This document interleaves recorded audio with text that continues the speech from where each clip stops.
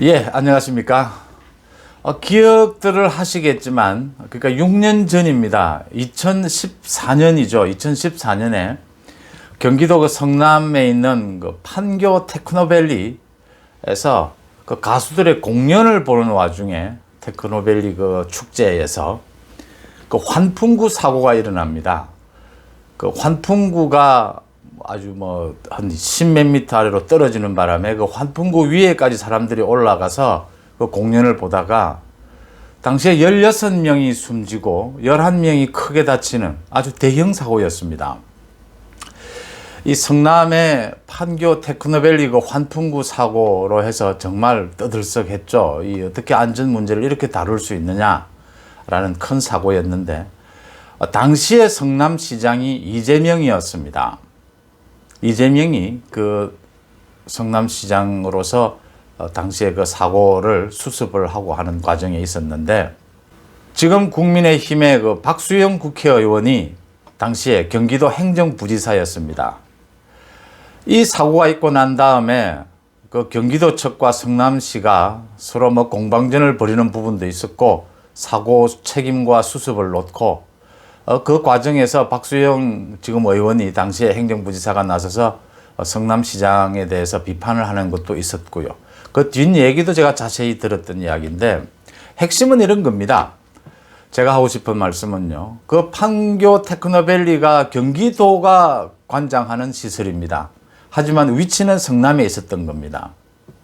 가장 핵심은 이재명 당시의 성남시장은 책임 부분은 성남시가 책임이 절대 없다. 이거는 경기도의 부분이다. 책임을 져야 되는 부분들은 거의 나타나지 않거나 회피하고, 대신에 피해자 보상이라든지 기자회견을 하는 것이라든지 이런 부분들은 꼭 자기가 다 해야 된다는 거였습니다. 지금 확인을 찾아보면 피해자와의 합의, 보상 부분은 자기가 기자회견을 다 합니다. 책임이 일정 부분 성남시가 다 책임을 지어야 되는 부분은 아닌 건 맞습니다. 경기도의 부분이 있고. 근데 성남시도 경기도고 거기 사고가 일어난 것이 성남시지 않습니까?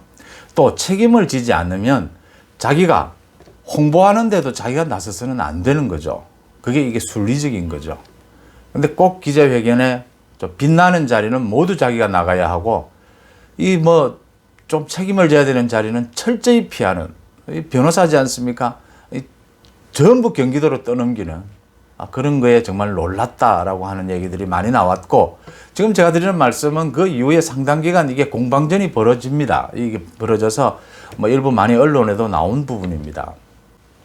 어제는 또 경기도의 12,000명의 공무원이 이 단시간 내에 코로나 검사를 받겠다고 끝이 보이지 않는 줄을 선 모습이 언론에 사진이 공개가 됐습니다. 지금 공무원들이 대민 접촉을 하는 일이 많으니까 코로나에 대해서 철저하게 검사가 필요하다고 해서 하는데, 그걸 검사소를 일정 3곳만 지정을 해서 12,000명을 동시에 받도록 한 겁니다. 그러니까 어디까지 줄을 설 수밖에 없는 거죠. 요즘 줄을 서는데도 띄엄띄엄 서지 않습니까? 많은 공무원들이 이게 무슨 독재적 발상이냐, 이거 보여주기 쇼거든요. 또 물론 공무원 검사가 필요한 부분도 있고, 또 검사소가 또 제한을 할 필요도 있습니다. 그런데 거기 한눈에 보이는 것이 경기도가 코로나에 대처해서 이렇게 열심히 대단하게 한다는 것을 한눈에 보여주기 위한 쇼가 너무 짙다라는 게 보이죠. 그 과장된 것이 보이죠. 공무원들 사이에서 당장 나오는 말이, 무슨 이런 독재적 발상이 있느냐, 공무원들 이러다가 코로나 더 걸리겠다, 이 개인의 자율권을 너무 침해하는 것 아니냐, 누구의 쇼를 위해서. 이재명이 최근 한 여론조사에서 이제 이낙연보다 10% 정도 앞서면서 여권에서는 지금 압도적인 1위를 차지하고 있죠. 특히 중요한 것이 이 민주당의 전통적인 지지층인 호남에서도 이낙연과 거의 비슷한 수준의 지지율을 받고 있다. 또 민주당 의원들 일부도 지금 이재명 지지로 돌아서고 있다. 그중에 대표적인 친문으로 의원으로 꼽히는 그 민영배 의원이 공개적으로 이재명 지지를 밝혔죠. 이렇게 지금 민주당이 친문 진영이 이제 분화가 일어나면서 이제 이재명이 좀 이낙연을 크게 앞서는 이런 모양새를 보이고 있습니다. 지금 제3의 후보는 나오지 않는 상황에서 이낙연이 계속해서 조금 뭐 여러 가지로 헤매고 있는 상황이죠. 그렇게 되니까 이재명으로 쏠리는 현상이 나타나고 있습니다. 물론 이재명에 대한 견제도 본격적으로 지금 등장을 하고 있습니다. 지금 성남에서부터 경기도까지 이재명은 무슨 일만 있으면 굉장히 전 도민들을 대상으로, 전 시민들을 대상으로 이렇게 퍼주기식의 도정, 시정에 앞장을 서고 있죠. 그렇게 되면 전국 다른 시도와의 이 불화, 이 박탈감이 생기고요. 정부와의 이 공조 부분도 문제가 생기는 거죠. 지금 민주당 내에서도 그런 부분들에 대한 얘기가 나오는 겁니다. 이런 부분들에 대한 견제가 있음에도 불구하고 이재명으로의 어떤 여권의 지지층의 쏠림은 앞으로 더 많아지지 않을까, 더 증가하지 않을까 이렇게 보입니다. 이재명을 놓고 정치권에서는 뭐 잡초같이 성장해 왔다. 또 굉장히 순발력이 있다. 또 정치적 시대의 흐름을 잘 타고 있다. 이 시대 흐름을 잘 타고 있다는 건 이런 겁니다. 갈수록 지금 양극화는 심해지고요. 코로나니 부동산이나 뭐 경제나 상황으로 전 세계적인 추세이기도 합니다. 이런 상황에서 이 복지 확대, 이재명은 뭐 기본소득과 복지 확대를 자기 지금 브랜드로 만들어 놓고 있지 않습니까? 시도 때도 없이 얘기합니다. 정부에서는 그 반대, 안 된다고 반대할 줄 아니까요. 재정에. 책임이 있는 사람들은. 그걸 알고 있으니까 이재명은 계속 이야기만 하는 겁니다. 자기가. 프로파간다죠. 선전선동에 가까운 거죠. 계속 그 이야기 하면서 자기는 그 브랜드, 그 이득만 취하는 겁니다. 무책임한 행동이다. 대표적인 포퓰리스트다. 기회주의자다. 이런 반응이 엇갈리게 됩니다. 정치적 순발력은 있다라는 반면에 진짜 포퓰리스트다라는 얘기가 나오는 거죠. 이제 그 민주당 안에서도 얘기가 나오는 부분들인데 앞으로 이재명이 민주당 내에서 사실은 민주당 친문 그 강성 지지층들은 이재명을 같은 동지라고 해야 되나요? 원팀이라고 하죠. 원팀으로 사실은 보지 않습니다. 근데 억지로 지금 이재명이 그 지지율이 있으니까 유지를 해왔던 거죠. 그 틀 안에서. 근데 이제 이재명이 압도적인 1위로 나서게 되면 이제 친문 지지층의 이제 판단, 갈림이 이제 지켜볼 대목이고 이재명은 또 하나 중요한 게 친여권 쪽의 중도층을 많이 장악하고 있습니다. 그래서 앞으로 이재명이 좀 민주당과 같이 안 가는 수가 생길 수도 있고요. 최종 막판에는 갈라서는 수도 생길 수가 있고 또 이재명이 집권한다면 민주당 내에서는 이 과거 전두환에서 노태우로 이어지는 그 정권 교체처럼 이재명이 오히려 지금 문재인 정부를 더 정치 보복을 할지 모른다는 얘기까지 나오고 있는 상황이죠. 이재명의 여러 가지 행태를 보건데. 자, 그러면 이재명 같은 이런 포퓰리스트, 기회주의자, 이재명은 말을 쉽게 바꿉니다. 자기에게 유리하다고 생각이 되면 말을 바로 바꿉니다. 얼굴색도 바로 바꾸고요. 최근의 이야기로 지금 서울시장과 부산시장 보궐선거에 민주당 후보를 내야 되느냐 말아야 되느냐 해서 이재명은 내지 말아야 한다라고 아주 선명하게, 이재명은 선명한 걸 좋아하거든요. 이 원래 기회주의자나 인기를 생각하는 사람들은 언제나 강성, 선명하게 합니다. 자기에게 그게 유리하다는 판단만 서면 자기는 그게 유리하다고 판단해서 말을 해놓곤 강력한 민주당 주류의 반발 내지는 경고가 있자 이틀 만에 바로 바꿉니다. 말을. 자기 말이 잘못됐다고 바로 바꿉니다. 이재명은 그런 겁니다. 원칙이나 자기가 지켜가야 할 정치적 신념, 자기의 어떤 정책, 일관된 정책 이런 거 없습니다. 자기에게 유리하면 채택하고 불리하면 바로 바꿉니다. 바로 거짓말이 됐든 바꾸는 특성을 갖고 있죠. 자, 이번에는 이낙연이 전직 대통령에 대한 사면론을 꺼냈죠. 이재명은 거기에 대한 자신의 입장을 유보합니다. 유보하기 대단히 애매하니까 자기까지 말을 하게 되면 문 대통령에게 더 부담을 주게 된다는 말로 유보를 합니다. 왜? 판단이 서지 않기 때문이죠.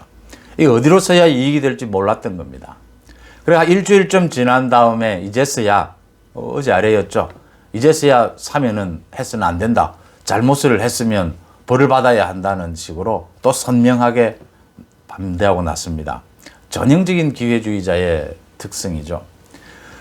우리나라도 전 세계적인 흐름이긴 하지만 우리나라도 마찬가지로 가면 갈수록 기본소득이나 복지 확대로 갈 수밖에 없습니다. 이 정치 선거를 앞두고는요. 이건 뭐 여든 야든 뭐 보수든 진보든 가리지 않는 형태가 되어버립니다. 이 포퓰리스트들이 힘을 얻을 수밖에 없는 상황입니다. 양극화가 심해지고 너무나 사는 게 힘들어진 사람들이 많기 때문이죠. 그럴 때에는 뭐 사실은 재난지원금에 있어서도 뭐 선별이냐 보편이냐 논쟁이 있는데 선거에서는 선별이 절대로 보편을 이길 수가 없습니다. 재정이 무너지고 나라가 빚더미에 앉고 하는 건 뒷얘기입니다. 지금 당장 급한 거고요. 또 선거판이 벌어지게 되면 지난 총선에서 보시다시피 선별 책임 있는 선별 직업은 절대로 보편 직업을 이길 수가 없습니다.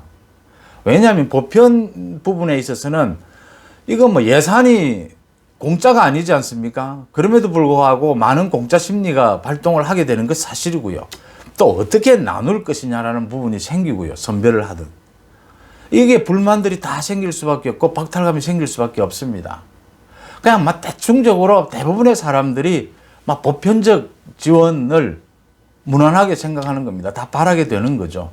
이 부분을 포퓰리스트나 기회주의자는 절대 놓치지 않습니다. 이 흐름을 이재명이 타고 있다고 보는 겁니다. 중도층을 놓고 이재명이 이렇게 여권 지지층을 장악하고 있고 지금 야권의 지지층의 중도층은 윤석열이 장악하고 있죠. 그 싸움에서 이재명과 같은 이런 스타일의 약점은 어디에 있느냐? 이재명 스스로도 그 약점이 이미 많이 드러났습니다. 이런 이재명과 경쟁할 때는 일반적으로 정치권에서 지금 준비하고 얘기되는 것입니다. 이 포퓰리스트 경쟁을 하면 안 됩니다. 재난지원금을 선별이냐 보편이냐 복지를 넓힐 것이냐 기본소득을 할 것이냐 말 것이냐는 가지고 논쟁을 하면 이재명을 이길 수 없습니다. 이재명은 끝까지 야당에서 더 많이 주자고 하면 이재명은 또 더 많이 주자고 합니다. 그러니까 허경영하고 같아집니다. 계속 논리가 100조가 되든 1000조가 되든 빚을 내서라도 주자는 겁니다. 경제방역이라는 이름을 내걸고요. 도저히 거기에서는 승부가 안 됩니다. 그럼 어디에서 승부가 되느냐? 이런 기회주의자 포퓰리스트의 약점은 대개의 경우에 전 세계적으로나 역사적으로 보면 도덕성을 문제 삼아야 합니다. 도덕적으로 문제가 있는 경우가 굉장히 많습니다. 자신이 도덕적으로 문제가 없고 굉장히 당당하게 자기의 영역에서 이렇게 책임감 있게 살아온 사람들은 불필요하게 과장된 홍보, 자기 홍보, 포퓰리즘, 과장된 기회주의자로 가지 않습니다. 대개의 경우에. 그럼 이재명의 도덕성이 공격의 포인트다라는 겁니다. 이재명은 그동안 가족에 대한 문제, 또 어떤 영화 배우와의 문제, 도덕성에 관한 수도 없는 많은 문제들이 이미 드러나 있습니다. 그 이외에도 지금 라임 옵티머스와의 연관 문제들, 이런 여러 가지들이 의혹들이 아직 남아 있습니다.